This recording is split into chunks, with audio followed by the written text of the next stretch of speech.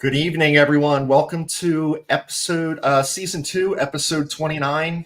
We don't have a name for things until they kind of happen. So we're going to kind of see how this goes. It might be fuck the chop. It might be, fuck yourself. I don't know.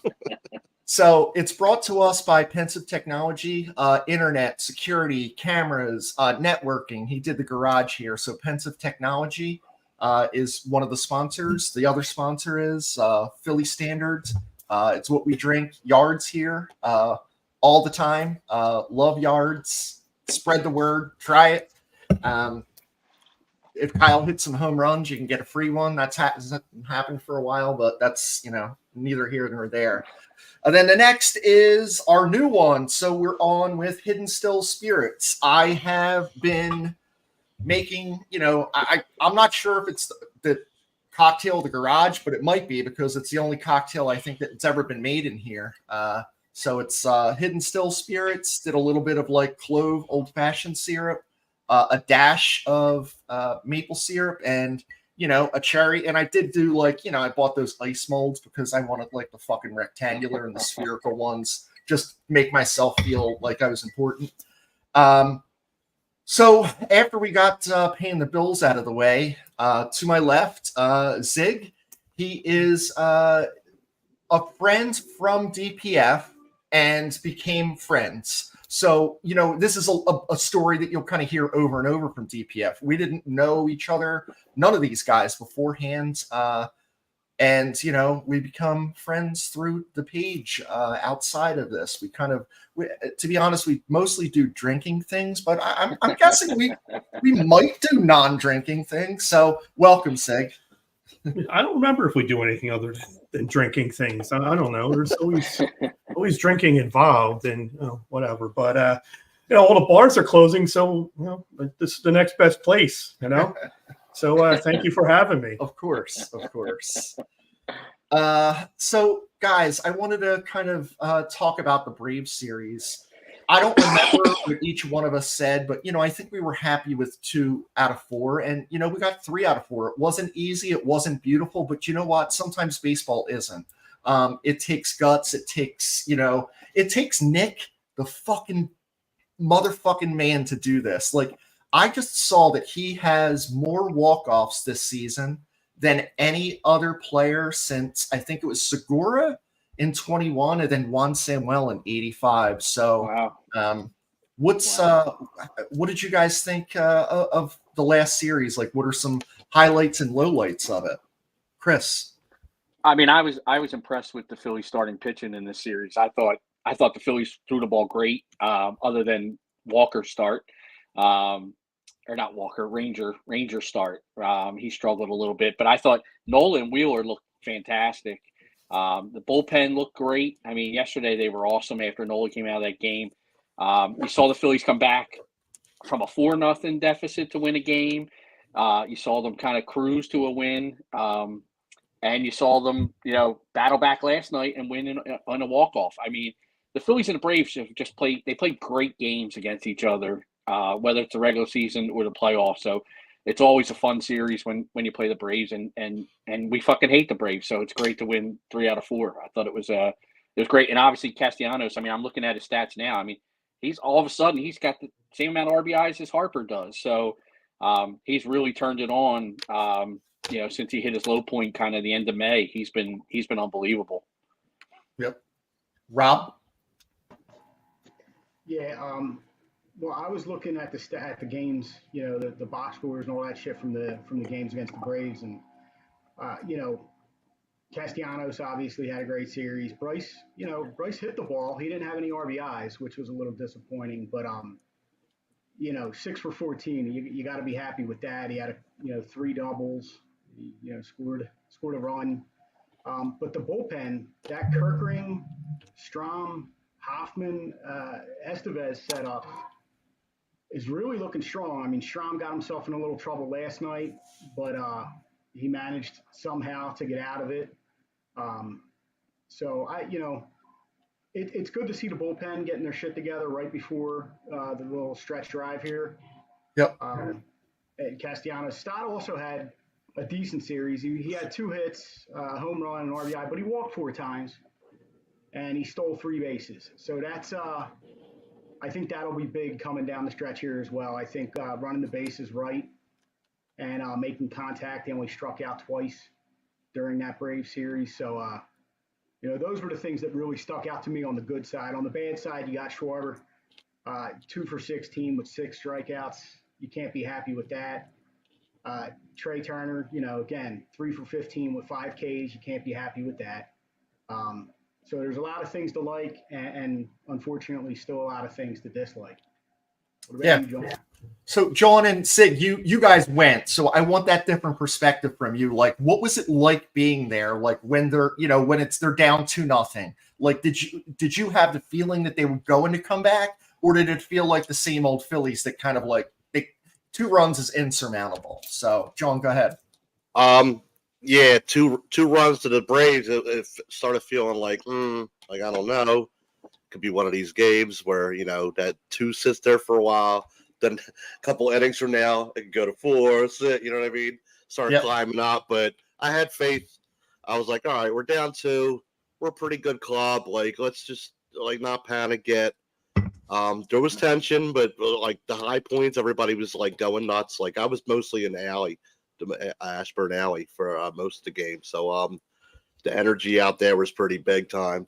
Like everybody was into it. Everybody was singing the songs when they came up, and everybody went up when everybody was up to bat and everything. I had the feeling, and I was with a couple friends of mine. We had the feeling that we were going to pull it off. We just didn't know when, and we were hoping it would be soon. And it wouldn't take the whole game, but I mean, I watched the end from the 9th to the end in Pass and Stowe. Energy was at the outside part. Energy in there was pretty electric too, with the ahs and the oohs, and like at the end of every inning, we're like, "Come on, let's end this." And then when we finally ended it, everybody was like, "So how did you get back into Pass and Stowe after getting thrown out for running on the field?" I paid a couple of guys off, you know what I mean? All right. Greased a couple palms, no pun intended. But what's your perspective, Sig, of yesterday and any feelings of the Atlanta series? Overall, the Atlanta series was it was good. I mean, you took 3 out of 4 from the Braves. You won it at home. I was at one of the wins because I haven't been to a damn win in a long time. Noah looked good yesterday, except for that 1 inning. He looked good. He was striking guys out. I wasn't worried when we were down 2-0. It's funny. As soon as we tied it up, that's when I started getting all worked up. Like, come on, every innings. Cassidy was up a couple innings before he did the walk-off with men on base, and he just swung it like 3 pitches. He just flailed at him. He looked like shit. That was like playoff baseball right there. Everybody was up. Everybody was jumping around. Every little hit, Marsh came up trying to bunt. It was like this big cheer. See, fucking fuck that up. But I mean, that was playoff baseball. That's what it felt like last year. To me, it seemed very similar to last year's playoff series in a lot of ways. But it was really nice to come out and not have to split that series. It was nice coming out 3-1. You know what? The one thing that kind of stuck out to me that was like, this fucking asshole Arcia is acting like it's the goddamn World Series, and he's like staring Harper down. And Harper's a fucking smart dude, and he's like, I didn't even notice it, but he's like, I did that before. Like, what a fucking great thing to say. Like, I love that back and forth. And what I wanted to kind of go into next is last night after the game, Nick had this interview, right, with the ESPN reporter. I don't know what her name is. I don't really watch ESPN like literally at all, only because the game was on. And Nick's a dick, and he's going to be a dick to male, female, hometown, away guys. It doesn't matter. But the one thing that amazed me, and people that didn't watch it, like she basically said, like, what happened there? And he's like, I got a 4-seam fastball. And she's like, well, how did that work out? And he's like, well, did you watch the game? You saw, like, basically we won because of I got a hit, like, you dingbat. So I posted, about it, and I basically said something to like, he's an asshole, but he's our asshole. What fucking surprised me is, who do you think came to his defense in this? Like, he's not an asshole. It was a stupid question. He's unprepared. Well, it's the girls, because they're like, yo, I want another fucking shirtless pic. Yeah. So, I mean, I get it, but I was surprised. I'm like, it was the girls like, this reporter doesn't need a job. She's a dingbat. She's a woman. And I was like, fucking, I'm laying off of that one. Like, fuck, no way. But I wanted to kind of like, what did you think? Did you think, is he an asshole, or is this stupid, or is it a little bit of both? All right. He's, aside from the interview, he's an asshole. He's flip. I mean, he's smug and all that, which is fine. That's, everybody knows that's who he is. The first question, that was a legitimate question. He gave an asshole answer. I mean, you got to elaborate. They want you to elaborate on shit when they ask a question. I think it threw her off guard, so she asked a stupid ass question. Like, where were you? What were you doing? You're working for ESPN. It was an ESPN game. Everybody there should have been watching that. So that was kind of a dumb question, the way she phrased it. Yeah. So how did that work out for you? I'd like to ask her, how did that work out for you? So, I mean, hopefully she learned her lesson, to do some homework and find out who she's interviewing and what kind of person they are and their flip answers, and, be ready for that. Yeah. I mean, Chris, if Nick's hitting, 220 with, 200 Ks, we're like, you know what? Don't say that. Like, just be happy you got to win. But now, like, I don't know, like, Nick's the dude. To me, he's the clear MVP. And, offensive. Zach is one thing, but like, are we allowing this just because like he's playing well? Because like I feel like I would have fucking still like laughed my ass off, because I kind of like, just being a dick and instigator. And I feel like that's what Nick does. But is he getting some leeway because he's playing well from us, the fans? I mean, I think you said it perfectly. He's a dick, and we all know it. He was a dick when he signed that contract. The first day he was in Philadelphia, you got the feeling of what his personality was. And every interview he's done since, he's had that moment where he's acted a little bit like a jerk off, to the reporter. So it's, are we accepting that that's just him, or are we accepting it because he's doing well? It's probably a little bit of both of there. And to agree with Sig's point, I think it was a little bit of both last night. Like the reporter, she was clearly not prepared to ask him a relevant question. Even the cell phone story that she tried to allude to, she didn't have that right.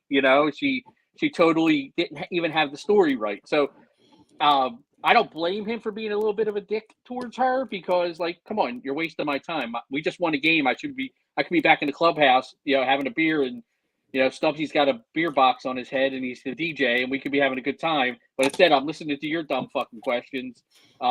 Instead of being, partying with my team, we just won 3 out of 4 against, the Braves. So I think it's a little bit of both. It's him being a dick, her being unprepared, and he won the fucking game. So the dude could have said whatever he wanted last night, and I would have laughed at him. So yeah. And Butcher, like, I know that you're no fan of ESPN, but I feel like that whoever the CEO, or I don't know if it's fucking Michael Eisner now, I don't know. I feel like they should just get that video, get everyone in the room, and just be like, this is why we're in the shitter, because of fucking retarded stuff like this that's fucking no good. Like, it's fucking terrible. Like, how can you be like a sports reporter and not know what's going on? That's like, one of us coming on and not watching the last 4 or 5 games and don't know what the hell's going on. And you're like, oh yeah, I think the series was good. Well, we lost 3 out of 4. And you're like, oh, okay. But I don't know. Do you like Nick? And, I like Nick. If I met him outside of like him being a baseball player, I'd probably consider him a douchebag. But that's all right. Like we always say, he's our douchebag. Which makes it okay. In that instance with ESPN, I watched the interview. I watched it a couple times just to prep and all. And I blame the producers, man. Like the producers have to have her ready when she goes on air, knowing that they're going to go on air as soon as the game ends. But yeah, in general, I'd like to know what interviewers, what they're thinking. What do they expect from athletes who are overloaded with adrenaline, who, like Chris said, they just want to get back and party with their boys. They just want to celebrate. And I don't think he's thinking all that clearly. So that's when the dick comes out. That's when he becomes the asshole, is because it's not like he prepared to answer that question. He just got done fucking running out a single. You know what I mean? Like, Yeah. I don't think athletes in general are ready. I know they take classes and all that shit nowadays, but I don't think he's ready to speak to somebody who's not prepared. Yeah. You know what I mean? And, John, to you, do you remember Richard Sherman for the Seahawks was interviewed by, it was ESPN or ABC, and it was at the end of the game. He just blocked, an out route into the corner against the Cardinals, and he and it's the famous girl's face, Aaron Andrews.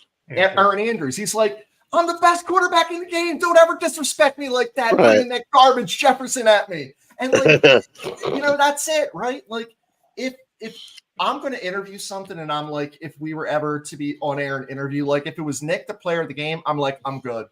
Just let him go. I don't have nothing to say. I know what the answer is going to be. I would just be like, hey, Nick, great game. Thanks for coming. Have a good day. Right. And like Butcher said, the producers should have had it ready. And plus, you have earpieces for that reason. They could have shot her a quick question like, hey, we're going to get a commercial, or we're going to do this, or, ask them this, and then we'll figure it out and whatever. But first of all, Scott Van Pelt picked the wrong night to take off because he would have been better prepared. And he's a better interviewer. Mm-hmm. Probably the only guy left at ESPN that has any fucking integrity or any value.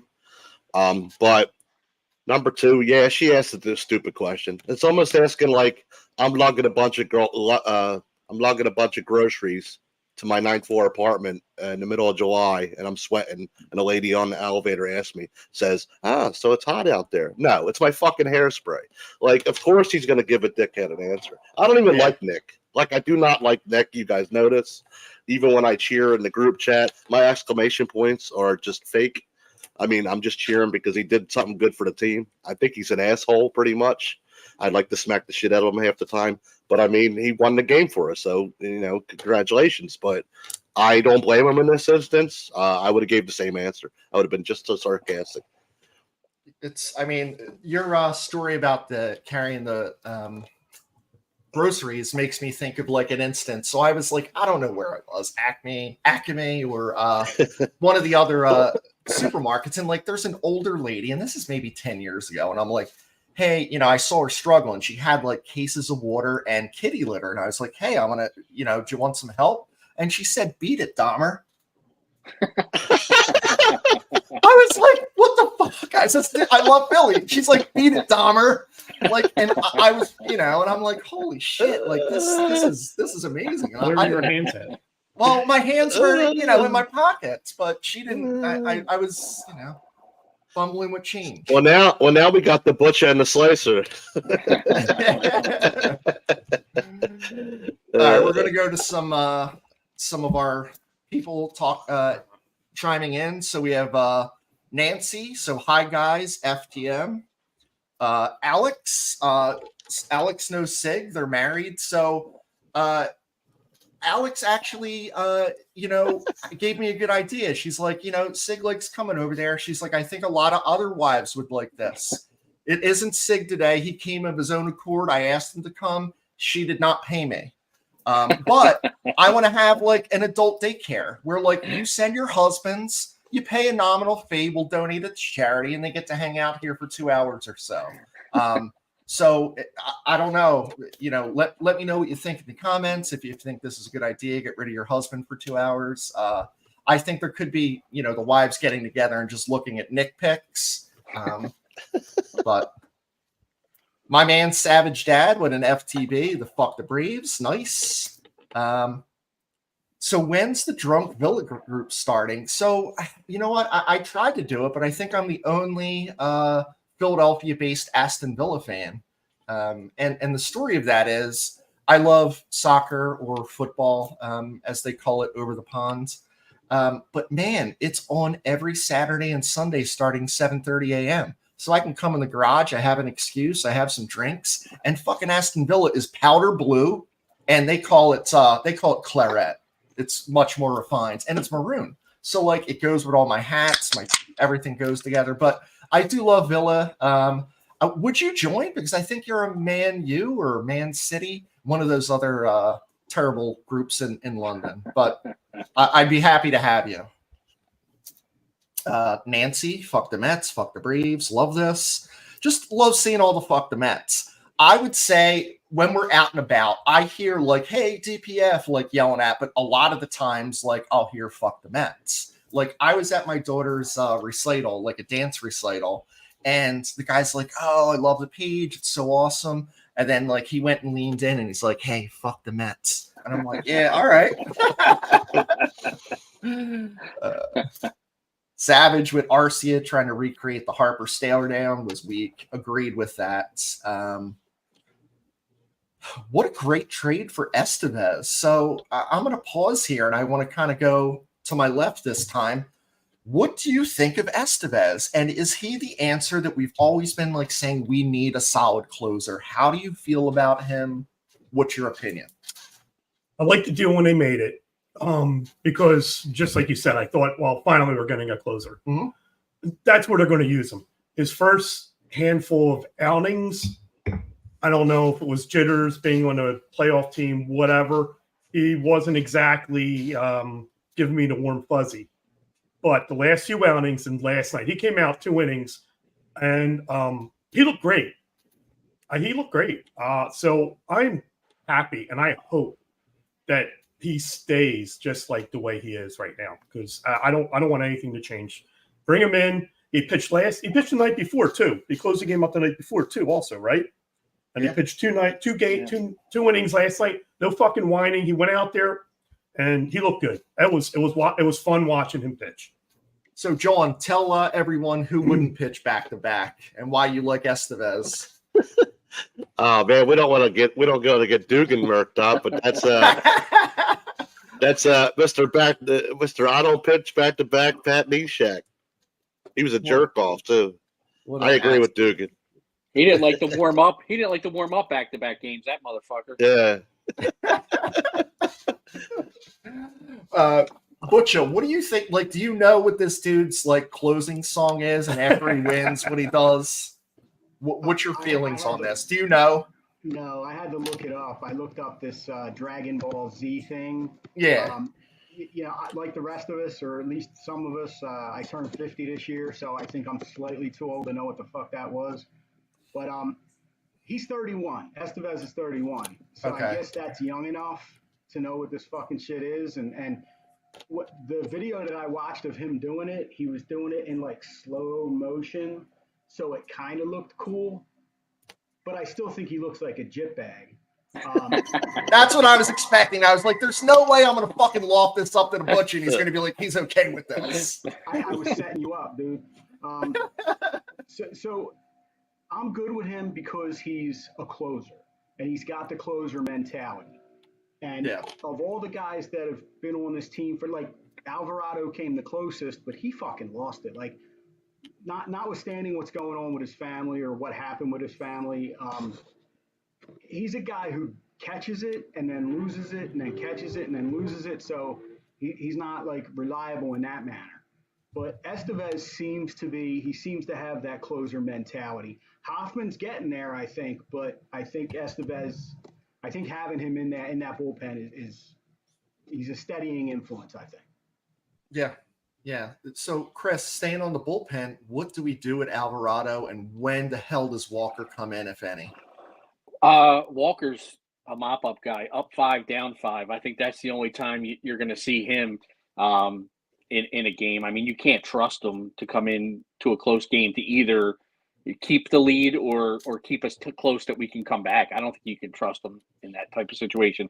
Alvarado, like Butcher said, I mean, when he's on, his stuff is unhittable. I mean, everything moves, he throws hard, but you don't know what you're going to get with the guy. Not like last year where he was really consistent, especially in the second half of the year last year. This year, it's been a roller coaster with the guy.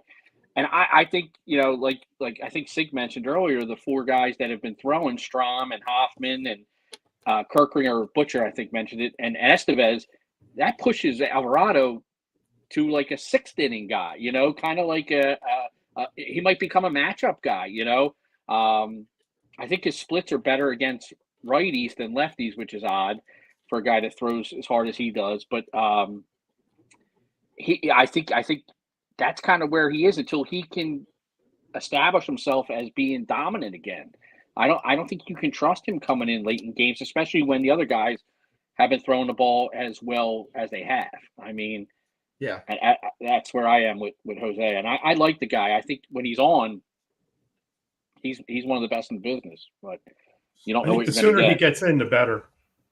Yeah, it's like when Agreed. you pull off a Agreed. ball, I don't like you said, 6th inning, that's fine. I don't care, but he's a guy that we're going to need out of the bullpen come the playoffs. We need to get his confidence back. You got to get him some easy situations, get him out there, get a few guys out, whatever, and you just got to build his confidence back up because he is unhittable when he's on. So your bullpen question I have for you, Zig, is Wheeler goes 5 innings. It's the first game of the playoffs, and everyone's rested. What are you doing? What's your ideal 6, 7, 8? We kind of know 9, but who are you doing 6, 7, 8 if he gives you 5 hard innings where, I don't know if I'm taking him out after 5, first off. So it's got to be, I mean, either he's got to have a lot of pitches on his arm or he's just getting knocked around. At that point, I don't care.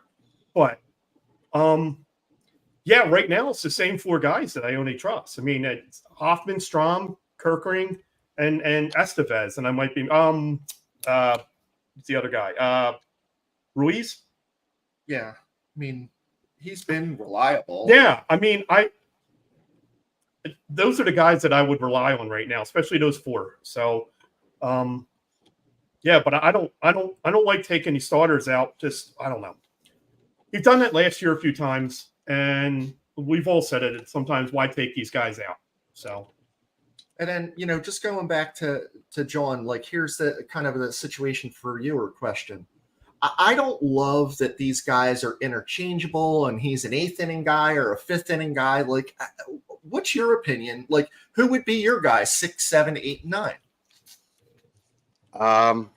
Like Six said, I wouldn't be bringing him in unless he was beat, but just in case you had to, I'd roll with the same guys. Same exact guys. Kerkering, Strom, Hoffman, Estevez.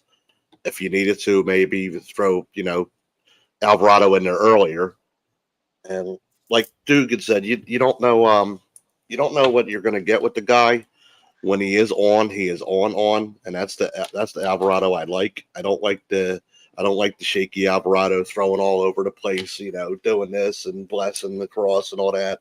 Like, I know he's got stuff going on with his family, but I mean, you would have thought outside of all that, you would have thought when they got rid of his up and down buddies, he would have woke up. Like, they just got rid of Soto and Sir Anthony. They're tired of them going up and down. I got to be on my game. I better wise up. They might get rid of me too. They don't care that I just signed that deal like last year or whatever. Yeah. So, but we need him to be on. Like, we need the confidence, like Zig said. We need him to be more on than not. So maybe you could throw him in there and rest one of those other guys too. Save one of those guys for another game or something. So next thing going around and talking to everyone, there's 25 games left. They're currently in 2nd place as far as the NL standings, below the Dodgers. Question 1 is, how many wins do they finish with? And do they end up being number 1 and taking over? Either it's the Dodgers or San Diego or Arizona. A lot of shit could happen. But so, Chris, where are you at with this? Final prediction on win total for the Phils. I'd like them to go 16-9 over these next 25. I think they've turned the corner. I think they're back to playing with the confidence they had early in the season. And again, like I said earlier, the pitching's been fantastic. And if our starting pitching is going to keep throwing the way they have been, it's not going to take many runs to win a game. And the Phillies are definitely capable of putting up runs. And they're one of those teams. I mean, like even last night, they looked dead for 6 and 7 innings, and then all of a sudden explode and get the 2 runs and end up winning the game. The other night it was 4 runs down, and you get a home run, and boom, boom, boom, and they're winning the game. And a couple swings of the bat. So I like 16-9. I don't know if they're going to catch the Dodgers. Although So that's 97 wins, right? Yeah.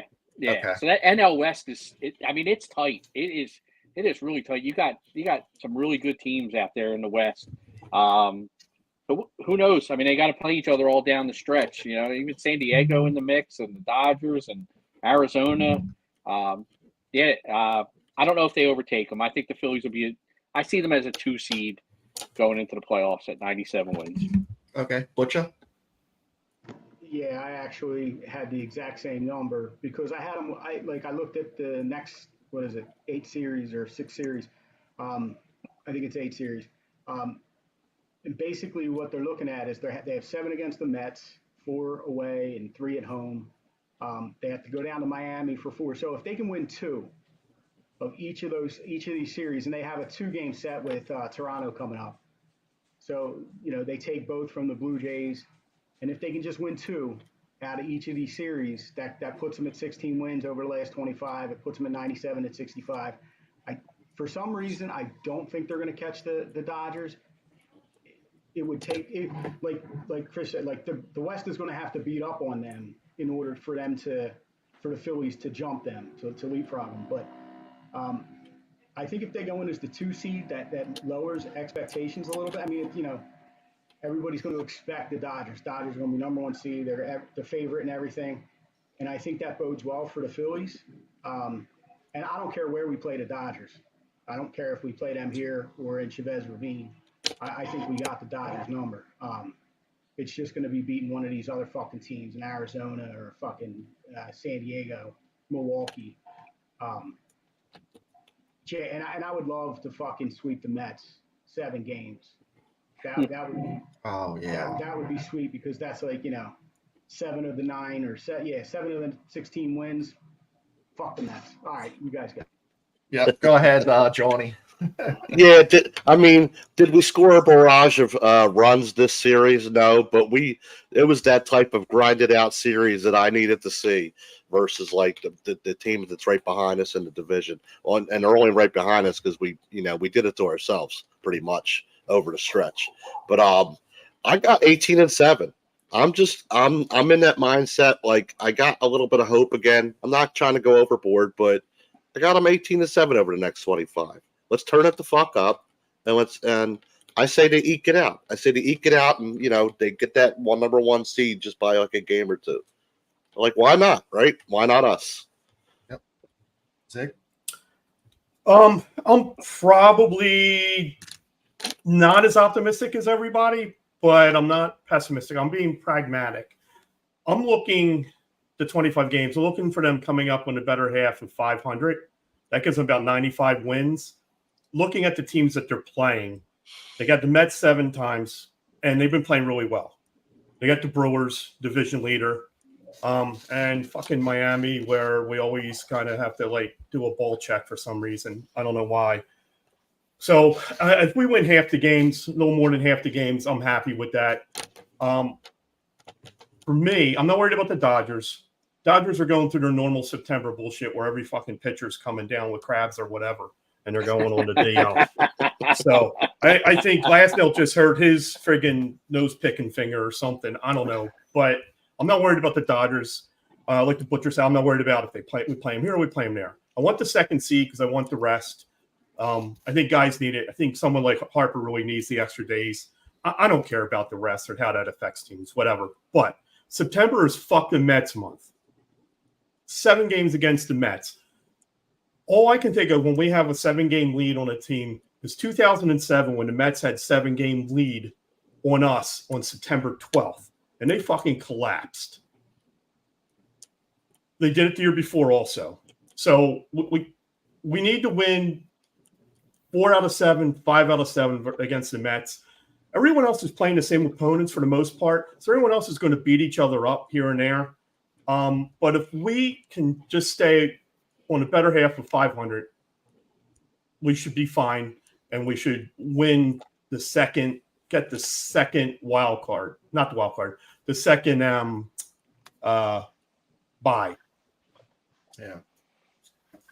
I'll finish it up here. I mean, I put that prediction out there that they're going to win 10 of their next 12. I think they're like 6-2 right now, so they'd have to win 4 in a row.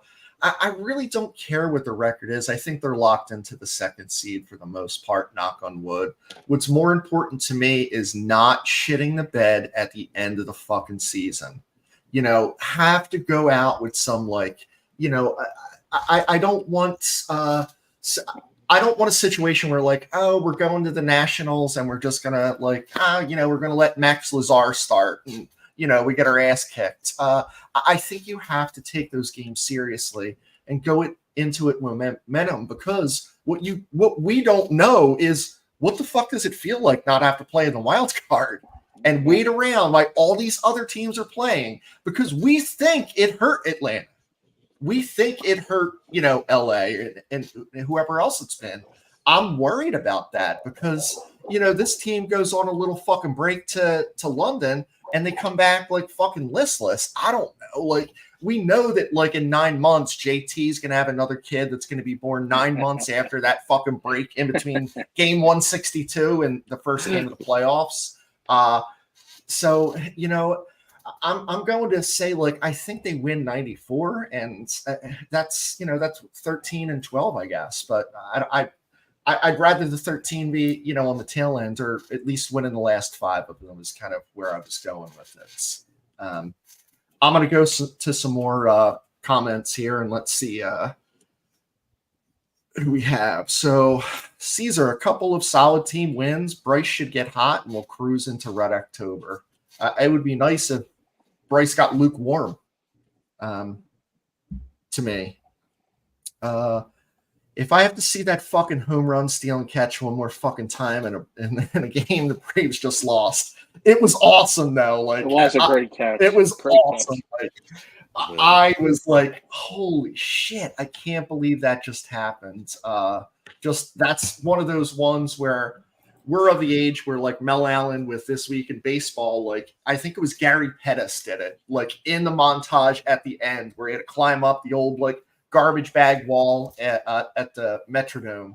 This is one of the ones that I think is going to persist. Maybe one of the best catches of the year. But I agree. Did you watch the game? That's that's a great one, you know, like. And, you know, Nancy's like, the interview is hilarious. I think Sarah is going to, you know, he's brutal, but he's not wrong. I mean, it is true because, like, it's funny. Like, I showed it to my wife today, and she's like, I mean, I don't think it's that funny. And I was like, well, why not? Because she goes, that's like how you answer me sometimes. And you're an asshole. And I'm like, you know, I get it. But I was like, don't ask dumb questions then. Yeah, Don't ask dumb questions. Or like, I'm trying to think, and she's going to, hopefully you're listening and you can kind of type it in. I was like, as I said before, I think I started off with that. Like, as soon as I say that, it's like she wants to, you know, fucking bodily injure me. And I promise not to say that. Or what's the other one? What do you want for dinner? Well, I don't know. Then I'll say, well, when do you think you'll know? That's another no-no. So sorry about that, Renee. I hope you know that I've been working on that, and I haven't said that in quite some time. But it's on my mind. Nick is Nick, straight from the hip answers. Yeah, I think I do think Nick is a dick on purpose. Like, I think he knows that he's going to be a wise ass, but I guess we'll see.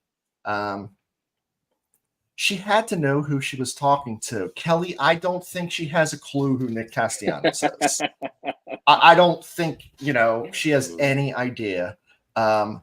So, and that's the unfortunate part. She didn't do her homework. You're spot on there. Let me see if there's anyone. Casty's an asshole, doesn't show it at the plate or field, but his arrogance when he's interviewed, major dick. You're not an MVP. Man, Gary, I was like, we were like saying he is the MVP of the team, but you know, there's strong feelings either way about Nick. Last year, we fucking destroyed Nick the whole fucking year, and we will again. There's 25 games left. If he shits the bed, fuck Nick Castellanos. Oh yeah. Every player's just leaning on that edge, man. They're ready to. We love you 1 second and hate you the next. Oh, we haven't heard from Bad Load Bob in a while. My grandmom's crazy. Do you want to add on, Dugan? Do you know what's happening here? Or is Bob maybe had a few of the? He might be. I don't know his grandmom. Bob's an in-law, so I don't know his family. I think If he's talking about my aunt, he might be right. Yeah, Bob might be getting she into could be a little Grandpa's crazy. cough medicine. The I don't know. Robitussin. Don't mess Yeah. with that. I'll have to ask Amy what the hell's Bob talking about. All right. I would pay big money for husband daycare service. So there's at least one person that's into it. So Alex, this might be a new idea. So I'm not against it. It's a win-win. It's a win-win. It is a win-win. You get refreshments. Do we do nap do we time do and field trips? Jess's dad is famous. I don't know if he's famous. He's on our podcast. I mean, I guess it's semi-famous. Like, I don't know. There's 100 people watching right now or so. But what's up, Jess? How's your arm doing after like doing that mass crewman stemming, like where we had to hold the beer stein out? Like I felt like I pitched 8 innings. I don't know how did Jess say she felt. She said her arm wasn't as bad as her back. Yeah, because I don't. That was rough. I did okay, but like listen, like it's beer and it was kind of far away from me. I think I got into the 4-minute realm and I was like, I was just too thirsty. So Chris's the way he attacked it, the guy next to him, he just kept talking in the guy's ear the whole time. And like within 20, 30 seconds, the guy just dropped his arm and you could see his face. He's like, oh shit, there goes my my strategy. Yeah. I had no one else to talk to. Now I got to concentrate. So I tried talking to a guy to write in me, and I was like, I don't know. You don't want to embarrass yourself because you have like people there, and you're like, all right, I'm not going to. I was tapped out. I didn't give up. I will say that, but I would have been out like seconds later. Honestly, it's so tough to do that. So, Jason, I pass by a house every day in my neighborhood with a Braves flag, and I flip them a bird every time. Jason, this is good. This is good stuff. So, if you don't do this and you're listening to our podcast, like you're not doing the right thing. You're not doing the right thing. If you see someone with the Yankees or a Mets, don't push them or do something stupid, but you can say, go fuck yourself, flip them a bird, give them a couple of them bangers. Like, a lot of people like you missed that one. You know what I mean? Like that's a nice one. The old up yours. I think that all of those things are okay. So Jason, you're one of us and I'm proud of you. All right. So getting back to some topics here. I want to talk about if the Phillies, and I'm going to go to John, but I want everyone to answer this because I think there's going to be a lot of different ways to go. So Phillies are up by 1 run. It's the playoffs. Marsh is in center. Hayes is in left. Do you bring Rojas into the game, top or bottom of the 9th? Yes. Or are you leaving? Okay. Yes, for defensive purposes, more so. But what I'm doing is I'm moving Marsh over and taking Hayes' spot. Okay. Just Chris, to keep some kind of offense in there. Yeah. Anything different, Chris? That was my answer. I think Marsh, Rojas, Castellanos. That's your best outfield. Yeah. You need to save 1 run. That's where I'm going. Okay. What about you, Zig? It's a tough question. My initial instinct is fuck Blojas. And he makes some nice catches, but he also sometimes he fucks those catches up, and they look nice because he didn't attack it the right way. I don't know. It's a tough question. I might do that and the same thing. I'd probably keep Marsh in only because I don't have a feel for Hayes yet defensively. Not that Marsh is friggin' lighting the world up with his offense either. So, fuck Blojas. I'll go with my first instinct. Okay. And Butcha? Well, my 1-word answer is yes, because it's just the simplest answer. But I think you also have to look at matchups. You have to also look at, who do you have on the mound? If it's Estevez and you have faith in him, then yeah, you put him out there. But if you're down to Strom or Kirkring and you're a little concerned, like whether you're coming up in the bottom of the ninth or the top of the 10th, I think you really got to look at that. That's one of those situations where Topper can go to his analytics crew and get like the percentages and all that, because otherwise, just putting him out there blindly, I think, yeah, he's a defensive upgrade. I like the idea of moving Marsh over to left, but I think it's matchup dependent.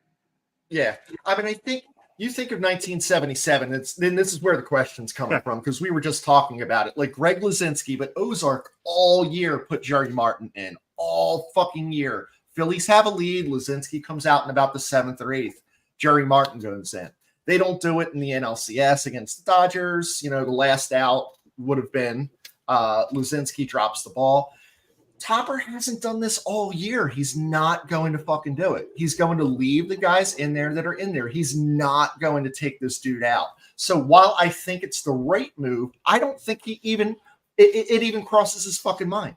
I just don't think he does it. I would hate to lose a playoff game and all of us looking at each other going, Rojas would have caught that ball. Yeah. Like I don't want to lose a playoff game that way. Right. I just don't. I don't want a Black Friday of our own lifetime, and we know. I mean, that's the whole reason the guy is here, right? That's the whole reason he made the team out of spring training was his defense.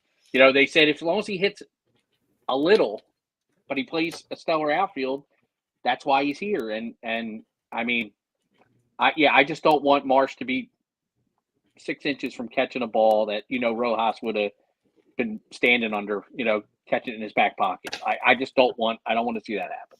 Yeah. And sticking with this kind of idea, Butcher, like, is Austin Hayes, like, is this a flop? Is this dude any good? Like, what's your feeling on him? Because I'm not seeing much of anything from this guy. He's like a cousin that you just met once at like a family reunion and you don't know shit about him. Like, I feel like I have no idea who this guy is.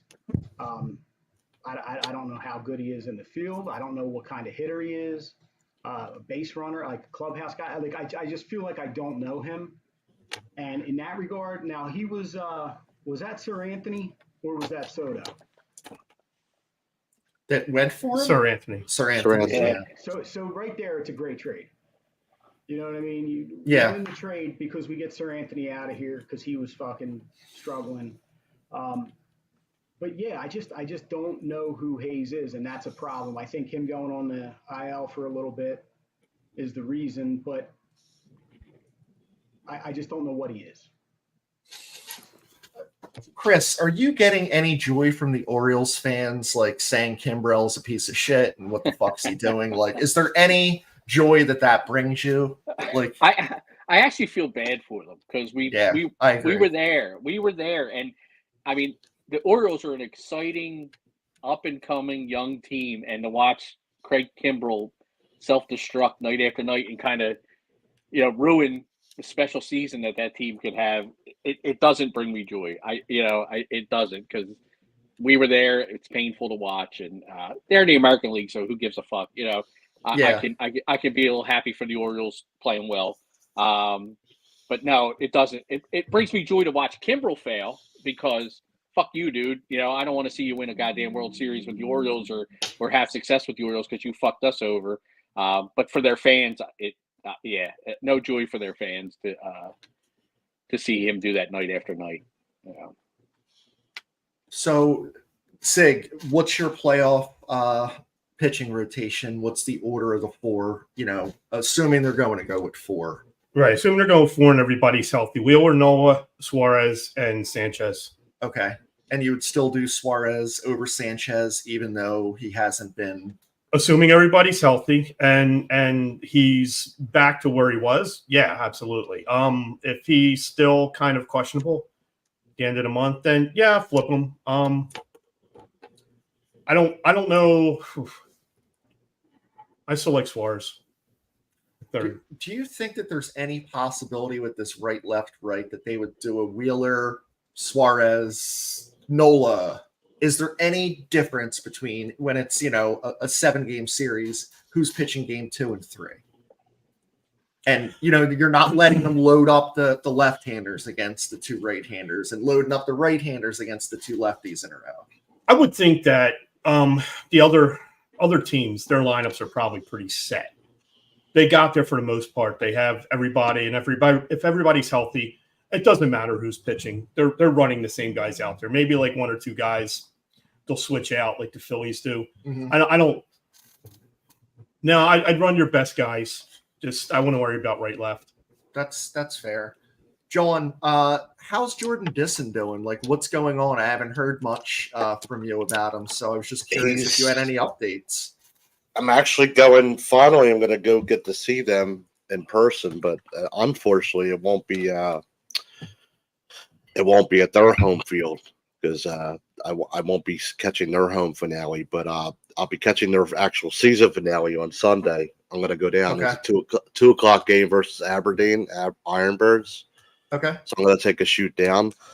His dad. I haven't gotten to catch too many games lately, but I'm catching highlights and watching games when I can. He's pretty much tearing it up. He's holding his own, holding the staff. The broadcasters, when after the pregame, post-game show, he's on their podcast. The coach is talking glowingly about him. He's like a young JT. He's throwing people out all the time. Great defensively. Calls a great game. He's got a good bat. I could see him. Moving up to Reading. Honestly, it's tough to kind of see us get rid of Ohapi, but when you have Disson and there's that kid Tate, who I think he's 18. He 17, is basically from Panama. Carlos Ruiz-ish, but this dude can apparently just destroy baseballs as far as hitting. So I don't know, the catching, once JT's tailing off, which is probably now, there's at least somebody in the minors, because man, it's tough to trade for a catcher, and we just didn't have it, and that's why we went out and got him. But again, you got rid of Sixto Sanchez and whatnot. And what the hell's he doing? So as we're moving into the playoffs, I kind of threw it out to the guys to have some ideas of what's some logo ideas, or what are some is Red October tired? What would you do? So Butcha, I know that you came up with some. So if you want to kind of, talk about yours that, we went back and forth with. Yeah, I had some time today, so I was brainstorming, and some of the things loud and proud goes along with the drunk thing instead of proud. Raising glasses and raising hell until October's over, that sort of shit. Rally caps and beers taps. You can throw in yards, and it'll be a little plug for yards, rally caps, and yards on tap, and that makes everybody happy. For me, I think winning is the best slogan.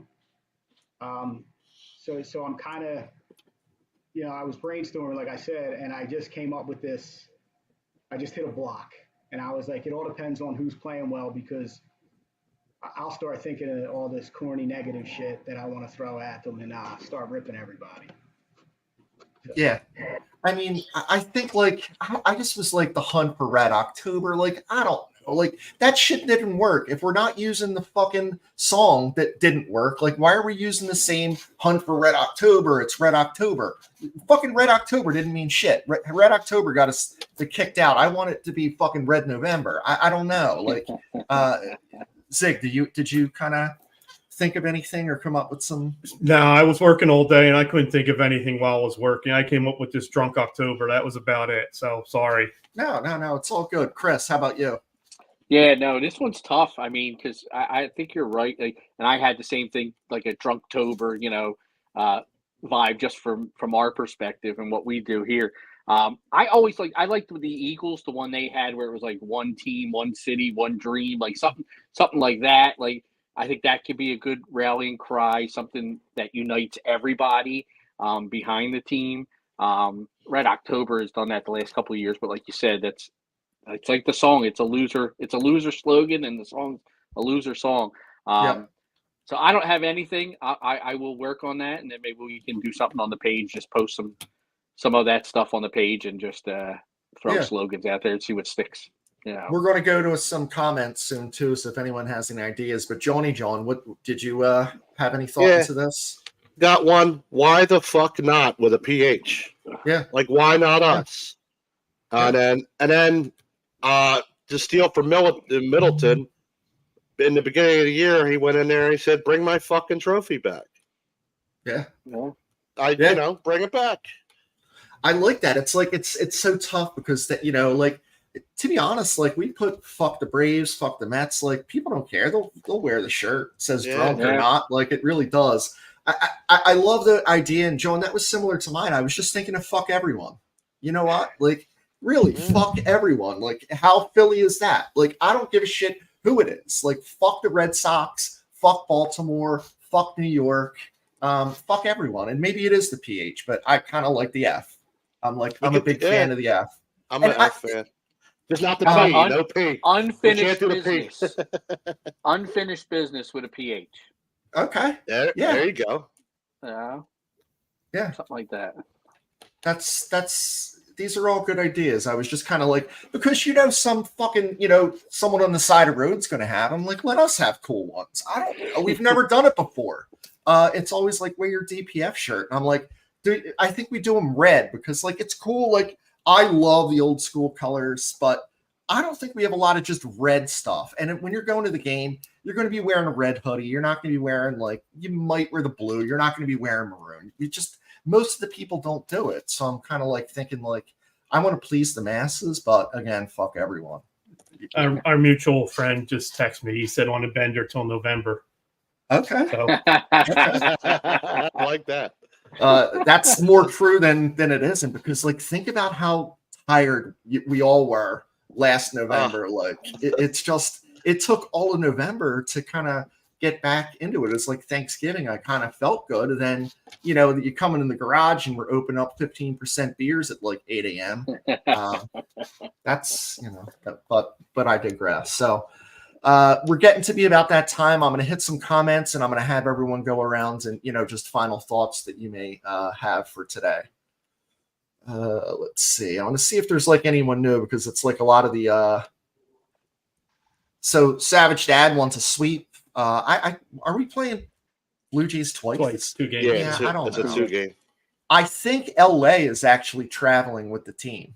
I'm not 100% sure, because I know Stocker has a wedding, so his daughter's getting married, and I think LA, it's going to be his first away game in forever. So I'm curious of that, if he is going to do that. Not going to lie, I'll take the 3 seed. Fuck the bye week. I mean, I don't know. I kind of get it. It's worked for us before, but I don't know. That puts you in precarious position, because I think the 3, 4, 5 seed is so fucking close. So if you end up being 3, like, you could very well fall to 4 or 5. Then you might have Sanchez starting game 1 of a division series. Then it kind of it screws up your rotation. Yeah.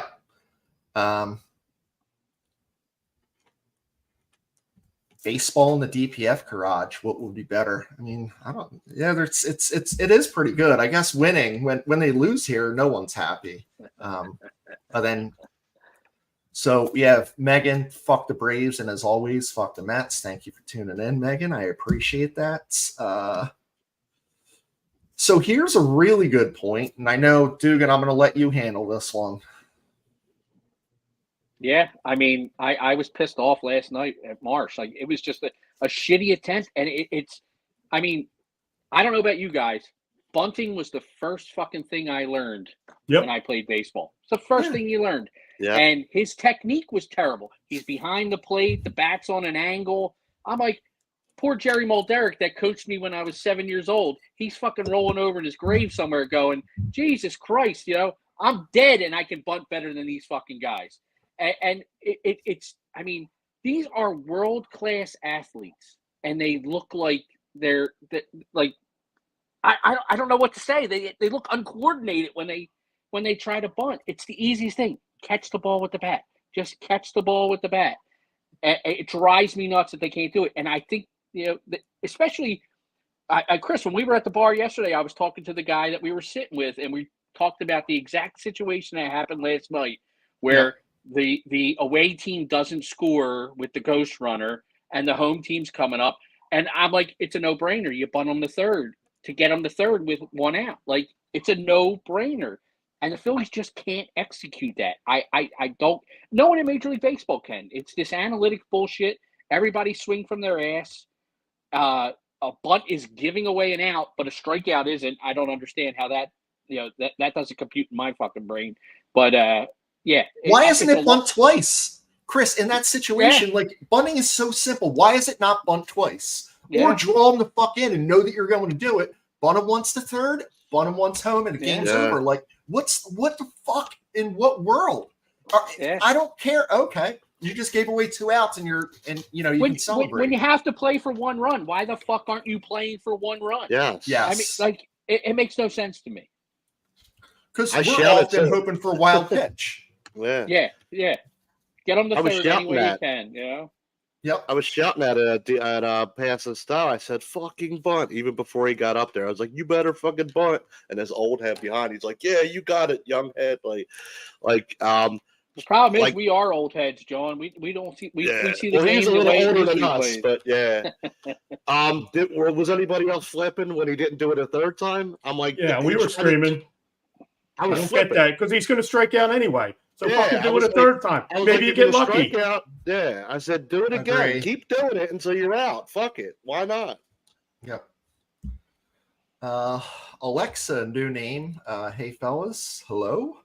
Let's see. So I think we had some kind of talking back and forth, but we know Paul, Chris, and I do.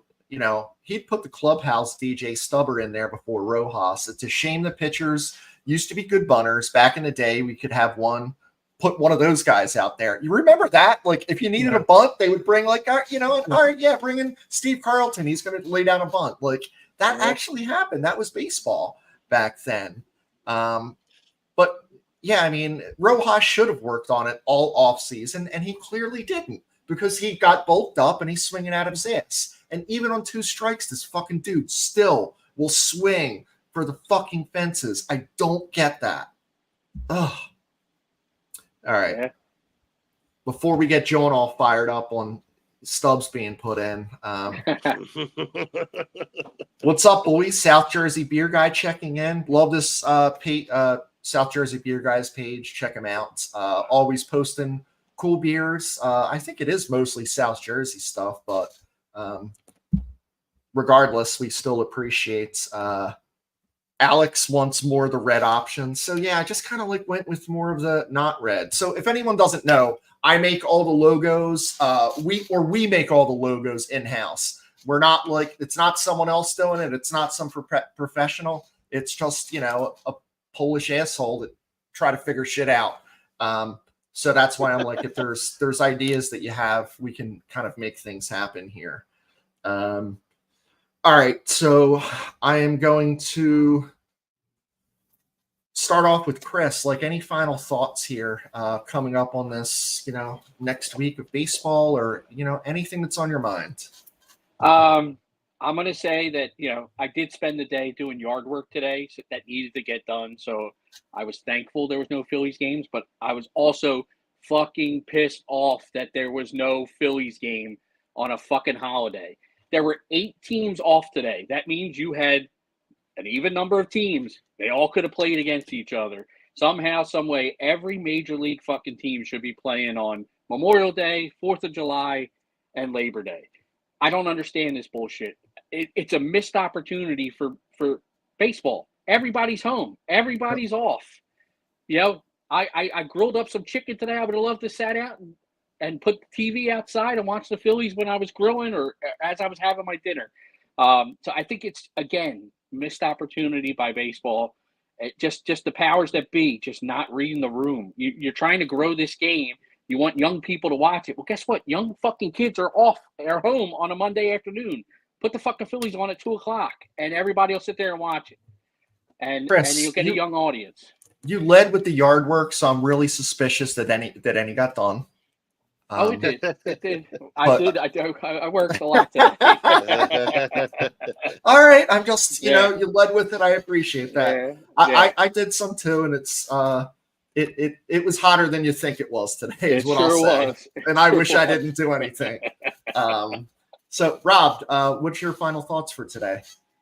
Well, when you guys were talking about bunting, it just reminded me of seeing like Kevin Gross come out there in a fucking jacket, in like September and October, whatever. And he just come out there and he had one job and he bunt it. And then it's acceptable to jog to first because you're a fucking pitcher who's not going to start in the play. You know what I mean? Like, so it just reminded me of that. That's all I could picture. And why they can't do it nowadays, like Chris said, is it's a travesty. That said, fuck Joe Carter, because we got two in Toronto right now, and I think it's a perfect opportunity to remind everybody just that. Fuck Joe Carter.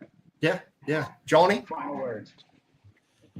Yeah, I am, what's the word? I guess motivated a little bit more by this series. I know we didn't go out the bats blazing, but I mean, we grinded it out. So that's, we got 3 wins out of 4. That's what counts. I think for once that we're going to take both of these against Toronto. I know we always happen to play some 2-game series versus Toronto every year. I don't know why they schedule it that way. It's mostly here or there than there. But and we always do good in one, and then we'll get blown out in the other one, or we get blown out in both. But we're going to take both. The Toronto sucks this year, pretty much. They're floundering around. They've moved some people, so we could take advantage of that too. But plus, we hate Toronto. Fuck Joe Carter. Fuck the Blue Jays. So after that, take that momentum into the next series and just keep it rolling, man. Just keep it rolling down the stretch and just play winning baseball into the playoffs. See, welcome to the crew. Hope you had fun on your first thing. What's your final thoughts? First off, thank you all for having me. And my final thoughts. Well, it's a little bit, it's not necessarily directly baseball, but we're starting to lose places where we can go to watch baseball games. I think in the last several months, 4 bars in the Northeast have closed. If you spread it out, there's another one that closed late last year. My request is that you go out and you support your local bars, breweries, grocery stores, pizza shops, any mom and pop place. Instead of going to some of the bigger guys, just go to little guy, BYOB, whatever. It's a shame these places that have been around for 40 years or longer that I remember my dad going to that are closing up. So, just go out and support your local businesses, your mom and pop businesses. And one last thing is it's fuck the Mets month in September. Fuck them. All right, I appreciate that. The support the local businesses is something close to our heart, since I guess we are kind of a small local business. So I appreciate that. Like yesterday, Dugan and Zig and I went to the Red Rooster. It's crazy. Like my wife and I were talking about it. Like we had communions there, graduations, celebrations, my dad's funeral lunch afterwards, all these things at this place. And it's gone. It sucks. It's part of getting old, but I think it's part of Philadelphia's piece of shit. And so are landlords for the most part, but support local. You know what? I hate Toronto since 93, right? Even though my boy Bob File played there, still fuck Toronto. I want to say fuck Vlad Guerrero, Pedro Guerrero, Eddie Guerrero, and Chavo Guerrero, the WWE superstars. God rest his soul on Eddie. But yeah, fuck the second generation people over there. I think some of them aren't even there anymore, but fuck the whole Guerreros. And man, I would love just to beat the piss out of the Mets. That would all their hopes and dreams, and we can crush them. We really can. So let's gather together in what we gather together in most and best is hating the Mets. So thanks for tuning in on this Labor Day. Hopefully you got some baseball talk. A lot of viewers today, so we really appreciate you. So have a good night.